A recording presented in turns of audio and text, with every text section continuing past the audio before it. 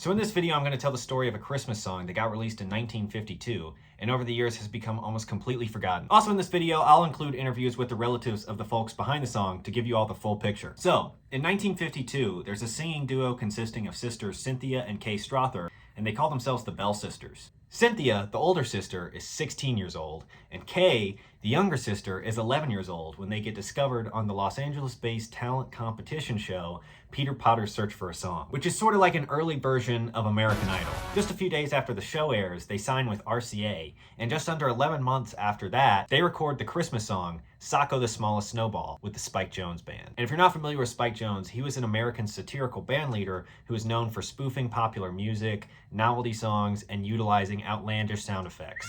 So now here's some snippets from my interview with Cynthia Strother's nephew, Rex, where we discuss the story behind SOCKO the Smallest Snowball. Hi, this is Rex. Hi, Rex. This is Elliot. I think we communicated a little bit Elliot. on... Yeah, hey, how are you? Yeah, I know who you are.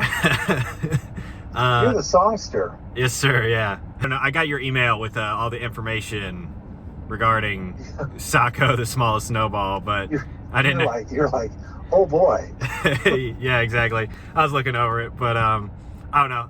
I didn't know if you had any other information. What I was going to say is, like, back when I was first researching my aunt's career, I did reach somebody at Sony or RCA, and they said, here are the session sheets from the recordings your aunts did, and they sent me a mimeograph copy from the files, and so I have all the session data. Yeah. And I just retyped it onto the Bell Sisters website. I will tell you, I have one story to tell you about SOCKO specifically. I did talk to my aunts many times about their various recordings and stuff. They were 16 and 12.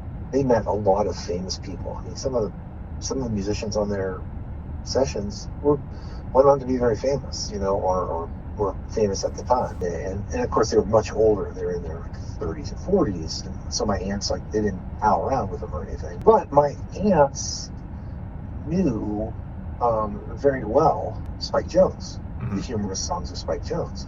So that was something that was like, so Spike Jones was in some ways more famous to them than anybody meeting Sinatra or Bob Hope or Bing Crosby. They met all those people, in their career, but to them, they were all old people that my grandparents were like, people my dad wanted to meet, and the people we didn't care. They had more fun. They had more fun when they got to be on the Mickey Mouse Club in '55 because they got to meet the Musketeers, whom they watched on TV, and they were kids basically. So generally, all the sessions and stuff didn't impinge on them very much. But the Spike Jones stuff was so fascinating. So when they went out for that session, they said, my aunt Cynthia specifically said, she goes, I remember we were supposed to get 3 songs done that day, and we only got 2 of them done because we kept missing our cues. Because I guess the way the studio was set up, the band was in one area, and then there's a conductor, arranger person. They were isolated by a partial wall booth, but it had a window in it, so they could watch the band, and everybody could cue each other, but still have some isolation, I guess. They said we would get so fascinated watching them do all the sound effects for SOCKO and Barnyard Christmas, we'd forget to come in. Or you'd hear something like somebody banging a hammer, and it would throw your ear off enough that you'd forget what your note was. So it was harder to work with them, but more fun because and plus it was just fascinating to watch them. Yeah. So she goes, we had so much fun watching them make their music. If you knew my aunt was she was a very practiced, very rehearsed person. She took making music pretty seriously. She really enjoyed it, even though she was a kid. She loved doing it and hitting the notes and no, you come in here. Okay, now up here, and then she did the little hand motions to indicate where's the rise and when to build, and she was like a little orchestra conductor with her sister. Yeah. And then later with us when we were the grandkids all hanging around, Christmas caroling was like she was a drill sergeant. But it sounded great. I mean, for years we've played SOCKO the Smallest Snowball, and nobody's ever heard of the song, of course, because last year, I think it was last year, Sony finally put out a Christmas album of old cuts and included SOCKO and Barnyard Christmas for the first time. The only two, as far as I could tell, the only two Bell Sisters recordings which are commercially legitimately available. Yeah. People have done needle drops on YouTube, which I guess is fine, but Sony themselves have not released of the 25 recordings they did. Those are the only two that have come around.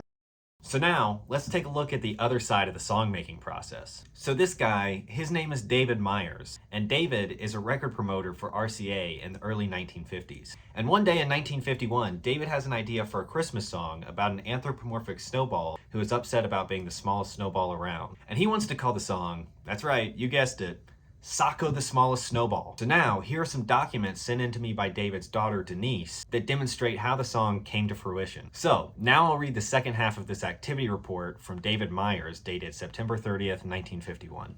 Alright, first off, here's the activity report in its entirety. You can see the RCA logo at the top. Alright, now let's zoom in. On Thursday evening, I contacted Spike Jones and made plans with him to visit the local radio stations on Friday. On Friday, we visited the radio stations where he was interviewed by DJs. I made mention of my Christmas song titled SOCKO the Smallest Snowball to Spike. He likes the idea so much, he calls in Freddie Morgan, his songwriter, to start work immediately on the words and music. He intends to build an act around it for his 1952 Depreciation Review. Spike also mentioned he would suggest it to a friend of his as a possible Christmas movie cartoon. And this memorandum from David Myers reiterates basically the same thing as the activity report. But on the piece of paper behind the memorandum, one can clearly see that David himself contributed to the lyrics of SOCKO the Smallest Snowball. Early critical reviews of the song described the lyrics as unusual, and the Christmas cartoon movie never ended up happening. In my original upload, I included the sheet music and the song, but I got a big copyright strike. So if you're interested in hearing the song, just look it up on YouTube. You should be able to find it relatively easily. And if you're interested in the sheet music, reach out to me directly on Instagram. Alright, that's the video. Thank y'all for watching, and I've really enjoyed bringing this song to y'all's attention. Making it extra special is the fact that the relatives of two of the people involved with SOCKO the Smallest Snowball saved so many artifacts. I got to talk and email with them about this forgotten song, and it has truly raised my Christmas spirit. So, until next time. Bye guys.